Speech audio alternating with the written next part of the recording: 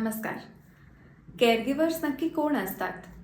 ही ती व्यक्ती असते का जी तुम्हाला तुमच्या हॉस्पिटलच्या अपॉइंटमेंटसाठी सोबत घेऊन जाते? किंवा मग ती व्यक्ती जी तुम्हाला वेळेवर औषधं देते?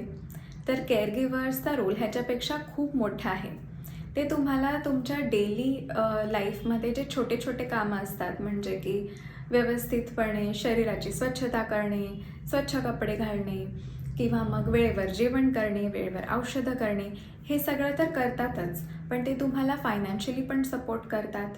ते तुम्हाला अडीअडचणीला डिसिजन मेकिंगसाठी पण सपोर्ट करतात. आणि ओव्हरऑल जेव्हा अ, तुम्ही जे काही फेस करता, तुमचे जे काही मेंटल हेल्थ कन्सर्न्स असतात, त्याच्यामुळे होणारा तुमचा त्रागा पण ते सहन करतात.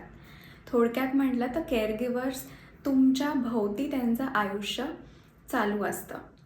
तर केअरगिव्हर्स हा एक खूप मेजर रोल प्ले करतात कुठल्याही मेंटल हेल्थ कन्सर्नच्या ट्रीटमेंटमध्ये. पण ह्यांच्याविषयी खूप कमी बोललं गेलं आहे. केअरगिव्हर्सचे आपले डेली स्ट्रगल्स असतात.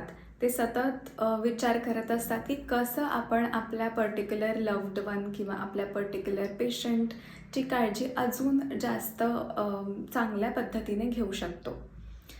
पण त्यांचे स्वतःचे स्ट्रगल्स खूप वेळा आपण नेग्लेक्ट करतो किंवा ते स्वतःसुद्धा नेग्लेक्ट करतात, कारण ते विचार करतात की पेशंट तर कोणीतरी दुसरं आहे, त्यामुळे त्यांचा त्रास माझ्यापेक्षा मोठा आहे. तर मी एक सिरीज सुरू करते आहे ज्याचं नाव आहे सेल्फलेस सोमवार. तर ही सिरीज स्पेशली केअरगिव्हर्स आणि त्यांनी अनुभवणारे जे काही त्यांचे मुद्दे आहे त्याच्याविषयी मी बोलणार आहे या सिरीजमध्ये. त्यांना काय काय स्ट्रगल्स फेस करावे लागतात, त्या स्ट्रगल्समध्ये आपण काय अजून छान करू शकतो, कसं मेंटल हेल्थ कंडिशन्सना आपण टॅकल करू शकतो, कशा पद्धतीने आपण आपल्या पेशंटसोबत कम्युनिकेट करू शकतो आणि आपण स्वतःची काळजी अजून बेटर पद्धतीने कशी घेऊ शकतो, या विषयांवर मी या सिरीजमध्ये भाष्य करणार आहे. तर जर तुम्ही केअरगिव्हर आहात किंवा तुमच्या आजूबाजूला कोणी मेंटल हेल्थ रिलेटेड कन्सर्न्सच्या पेशंटचं केअरगिव्हर आहे, तर ही सिरीज नक्की पहा. दर सोमवारी सेल्फलेस सोमवार. धन्यवाद.